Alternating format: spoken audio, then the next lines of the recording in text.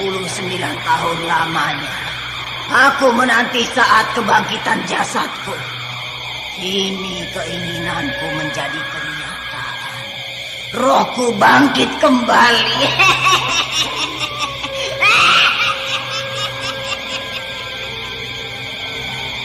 Aku mengaturkan sembahan ini. Tugasku sudah selesai. Kembalikanlah aku sebagai titisan Dewi Sumbi. Jangan takut, Nyi Endang Suri. Kau akan kembali sebagai wujud gadis cantik, titisan Dewi Sumbi.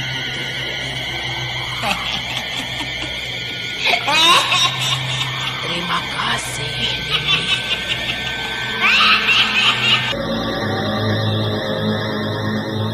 Misteri Nini Pelet kali ini mempersembahkan episode kedua dengan judul Bangkitnya Mayat Nini Pelet. Naskah disusun oleh Ari Hidayat, teknik dan montase Moko ACP dengan sutradara Dian Pertiwi.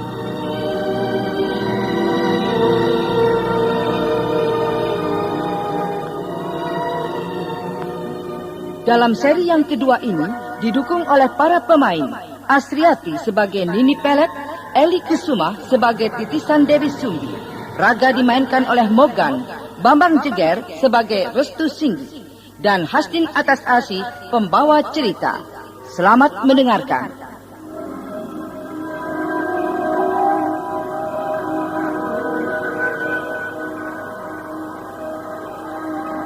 Pada bagian yang pertama telah dikisahkan bahwa Nini Pelet yang sejak mula ingin membangkitkan rohnya hidup kembali seperti manusia biasa.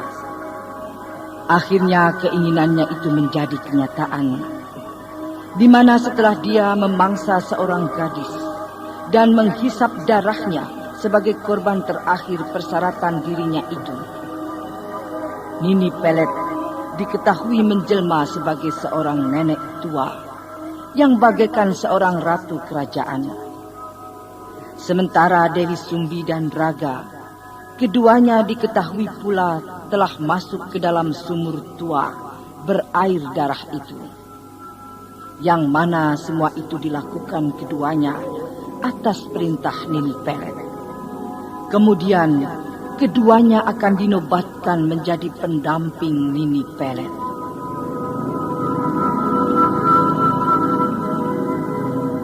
Nah, pendengar yang budiman, inilah Bangkitnya Mayat Nini Pelet bagian yang kedua.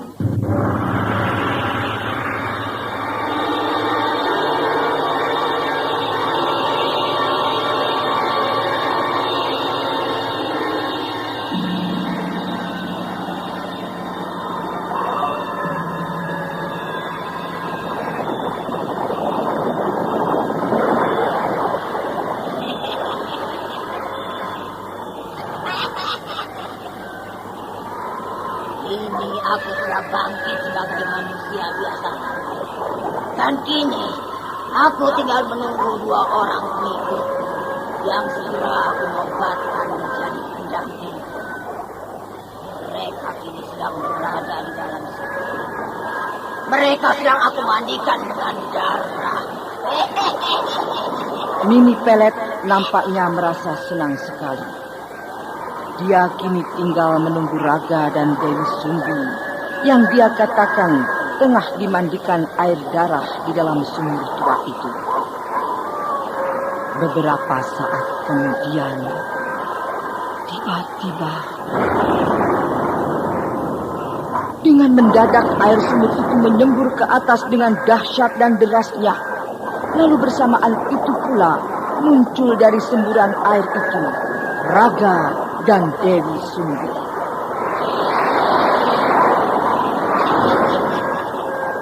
Kalian sudah selesai aku mandikan dengan air darah. Oh, ini dari berpakaian lengkap. Bagus sekali pakaian aku pakai ini. Ya, seperti pakaian kehormatan. Aneh. Padahal semula aku berpakaian compang-camping. Kenapa kau heran, Kakang? seorang gadis cantik. Siapakah? Akulah Dewi Sumbi kekasihmu. Akulah yang Kakang lihat semula sebagai makhluk siluman ular berkepala manusia itu. Oh, benarkah begitu? Ya, wujudku memang seperti itu jika setiap munculnya bulan purnama. Anak-anak, mendekatlah kalian padaku. Ayo. Mari Kakang, mari. Oh, iya, mari.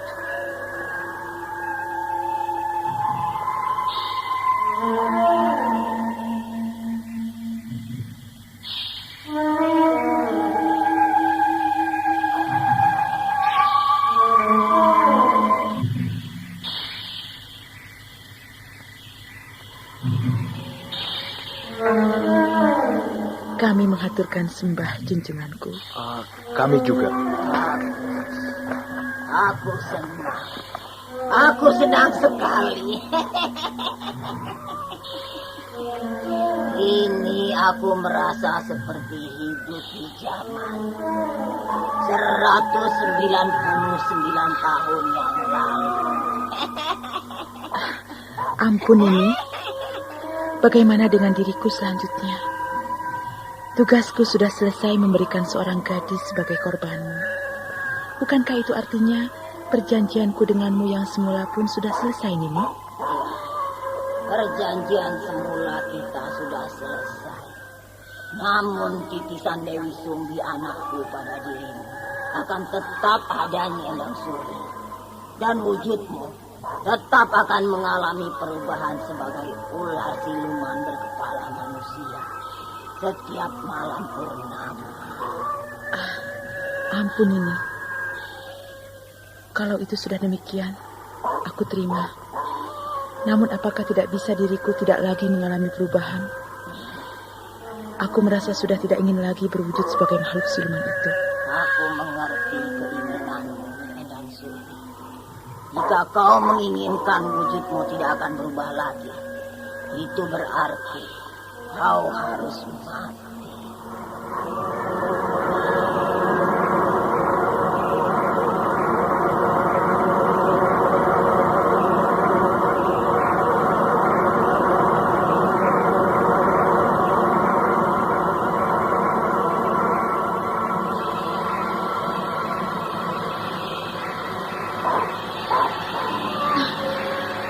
Harus mati. Bagaimana itu bisa terjadi, Nini? Jika aku membutuhkan Dewi Sumbi anak untuk aku bangkitkan seperti diriku kini, maka Dewi Sumbi yang sebenarnya, yang sudah mati sejaman denganku, akan hidup seperti dulu lagi.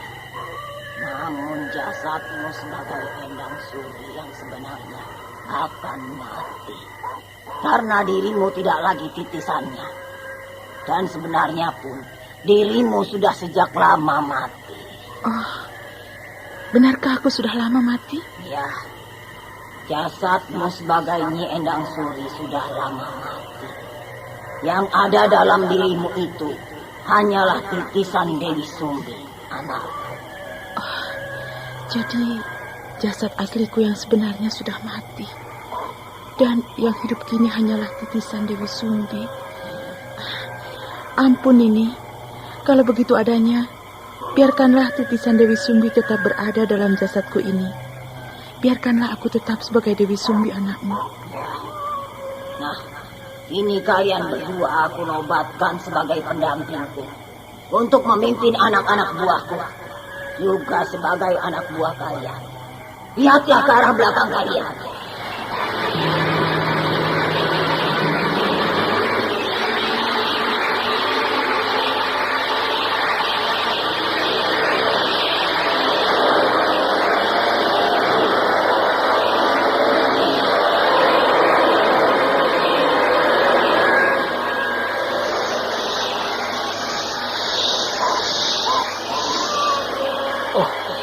Ular banyak sekali dan besar-besar. Merekakah yang ini maksud sebagai anak buahku? Ya, mereka akan membantu kita jika kita membutuhkan mereka. Lalu kemana gadis-gadis yang semula aku lihat berkumpul di sini? Ular-ular itulah mereka sebenarnya. Jadi gadis-gadis yang aku lihat itu sebenarnya ular siluman. Ya, mereka lah bekas korban-korbanku. Mereka kini jadi pengikutku. Kini lihatlah kembali ke arah belakang kalian.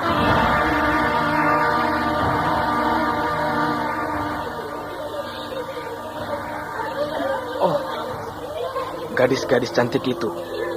Itu mereka yang semula aku lihat. Ya, itu wujud asli mereka. Kini mereka sudah menjadi penghuni Gunung Ciremai. Mereka sudah menjelma sebagai ular siluman. Nah, ini lihatlah apa yang aku pegang ini. Ah, seruling. Itu seperti seruling milikku. Iya, itu milikku. Kenapa ada padamu? Seruling ini bisa kau gunakan jika kau membutuhkan mereka. Ambillah seruling ini. Iya, terima kasih. Kalian berdua kini sudah menjadi pendampingku.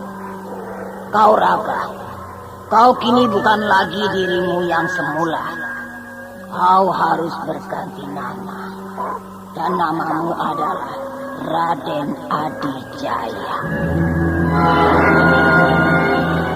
Oh, siapa orang itu? Pemuda pujaan anakku, Dewi Sumbi. Dia telah menghilang sejak lama. Menghilang? Kau tahu kemana orang itu? Entahlah. Hingga kini aku pun masih mencarinya. Dia telah dilarikan musuh besarku, Ki Boyut Manguntapah. Untuk itu, aku menobatkan kalian berdua sebagai pendampingku. Karena kalian berdua harus membantuku untuk meneruskan dendamku yang sejak dulu belum terbalas pada musuh-musuhku. Tapi aku tidak bisa apa-apa. Kalian berdua akan aku turunkan ilmu-ilmuku. Setelah itu, kita akan turun bersama untuk mencari Ki Boyut Manguntapah dan juga musuh-musuhku lainnya. Karena aku dendam dengan mereka. Nini Pelet nampaknya benar-benar merasa senang karena Raga dan Dewi Sumbi dinobatkan menjadi pendampingnya. Dan sejak itu pula, dia mempunyai maksud-maksud yang sejak lama direncanakan. Karena ternyata kebangkitan dirinya, dia akan meneruskan dendamnya yang sejak lama belum terbalaskan pada musuh-musuhnya itu. Sementara itu, bahwa semula diketahui Restu Singgih yang terjatuh ke jurang terjal di bawah air terjun, nasibnya tidak lagi diketahui Nilam Cahya. Namun, saat itu, di sebuah goa yang tertutup air terjun, Persatuan Tunanetra Indonesia, Pertuni, di Kabupaten Jember, sejak berdirinya pada 1994, Pertuni Jember telah berhasil mengantarkan sebagian anggotanya menempuh pendidikan non-formal dan mengenyam pendidikan ke jenjang yang lebih tinggi. Informasi lebih lanjut datang langsung ke Sekretariat Pertuni, SLBA TPA Jember, Jalan Beranjangan 1, Jember. Mari sahabat tunanetra bergabung bersama kami di Pertuni Persatuan Tunanetra Indonesia sebagai wadah perjuangan para tunanetra Indonesia khususnya di Kabupaten Jember untuk menyamakan visi dan persepsi perjuangan kita memajukan tunanetra Indonesia Jember khususnya. Wujudkan masyarakat inklusif melalui Undang-Undang Disabilitas dan Strategi Multisektoral. Rupanya gemuruh air yang aku dengar, gemuruh air terjun. Tempat ini seperti sebuah goa. Iya, kini aku tahu. Rupanya aku kini berada di sebuah goa. Dan ini adalah mulut goa. Tapi aneh. Goa ini tertutup dengan air terjun. Nah, aku akan melihat lebih ke depan lagi. Sepertinya terang bulan. Rupanya gua ini berada di bagian tengah jurang terjal. Iya, aku melihat masih jauh sekali ke bawah jurang sana. Dan di bawah jurang itu nampak sebuah sungai deras. Aneh. Aku Aku jadi tidak habis pikir. Kenapa aku sampai berada di tempat seperti ini? Nilam. Iya, aku baru sadar. Bukankah semula aku bersama Nilam? Iya, aku ingat sekarang. Waktu itu aku pingsan. Iya, aku ingat benar. Aku pingsan karena diludahi seekor ular dengan lendiran hijau di hutan cermai itu. Dan seterusnya, aku tidak tahu apa-apa lagi. Apakah Nilam yang membawaku ke tempat ini? Tapi, di manakah dia?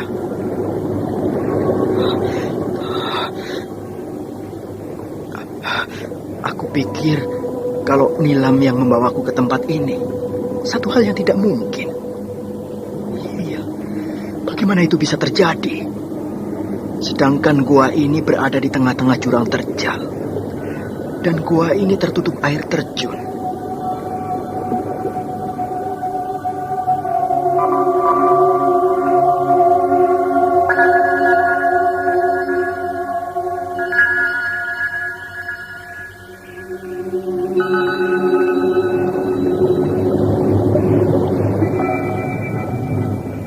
Gua ini nampaknya tersembunyi. Aku yakin tidak ada orang yang tahu tempat ini. Nah, aku akan masuk terus ke dalam gua ini. Oh, gelap sekali jalan lorong dalam gua ini. Dan kecil. Jalan ini hanya bisa dilalui satu orang. Akan aku ikuti terus jalan lorong ini hingga sampai ke ujung. Oh, aku jadi penasaran. Oh, sebuah sinar.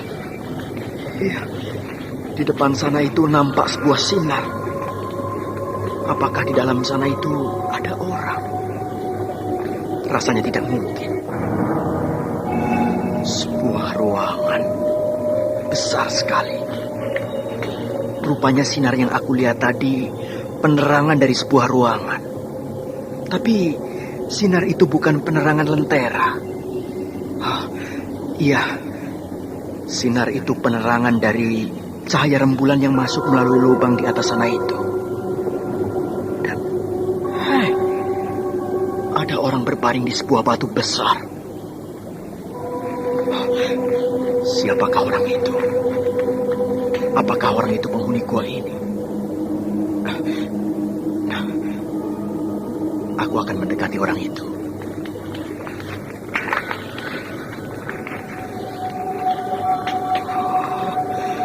Rupanya seorang kakek tua. Orang tua ini berjanggut putih dan panjang.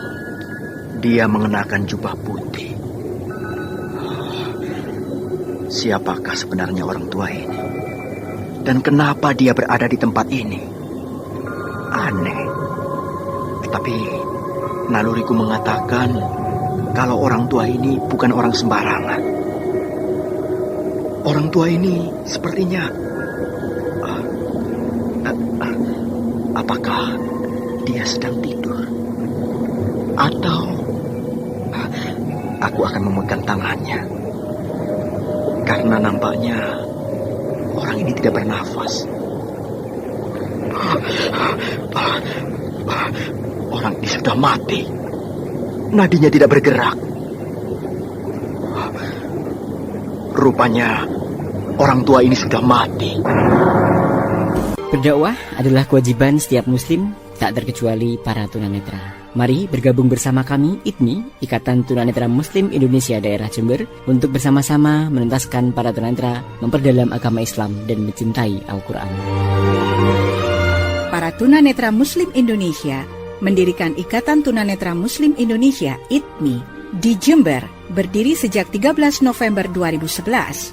Informasi lebih lanjut, datang langsung di Sekretariat ITMI Jember, SLBA TPA Jember, Jalan Beranjangan nomor 1 Jember. Wujudkan masyarakat inklusif melalui Undang-Undang Disabilitas dan Strategi Multisektoral. Jubah putih orang tua ini hancur berkeping-keping tersentuh tanganku. Aneh. Jubah yang dipakai orang tua ini sepertinya sudah lama sekali. Iya, jubah ini lunak sekali. Kini aku yakin, orang tua ini pasti sudah sejak lama mati. Namun entah kapan. Itu ada sebuah makam. Iya, di bawah depan itu ada sebuah makam. Makam siapakah ini? Makam ini hanya tumpukan batu, tanpa batu nisan. Kalau begitu, goa ini pasti pernah dihuni orang. Iya, tapi tempat ini bukanlah tempat sembarangan. Tempat ini pasti tempat pertapaan, dan orang tua itu pasti seorang petapa sakti. Hai, seekor kelelawar. Dia muncul dari sebuah lubang. Ada sebuah lubang. Kini aku akan naik ke atas lubang itu dengan cara melesat terbang. Ya!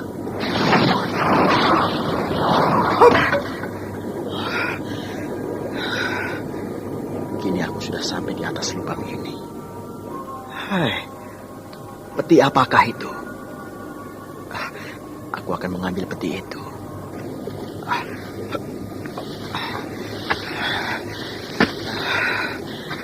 Akhirnya aku berhasil membawa peti ini keluar dari dalam lubang itu. Apa isi peti ini? Sebaiknya aku turun saja dulu dari atas lubang ini. Aku akan melompat dari atas tempat ini. Yup. Nah, kini aku sudah tiba di bawah kembali. Aku akan membuka peti ini.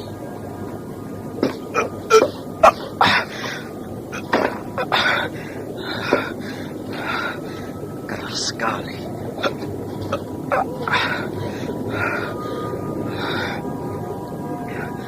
Peti ini benar-benar keras. Aku harus berhasil membuka peti ini. Aku terpaksa menggunakan perpaduan tenaga dalamku dengan ajian pupus baliku. Iya, ini jalan satu-satunya. Bagaimanakah kisah selanjutnya? Berhasilkah Restu Singgih membuka peti itu? Lalu siapakah orang tua yang berbaring mati di atas batu besar itu? Nah, saudara pendengar, ikutilah lanjutan serial misteri Nini Pelet. Sampai jumpa.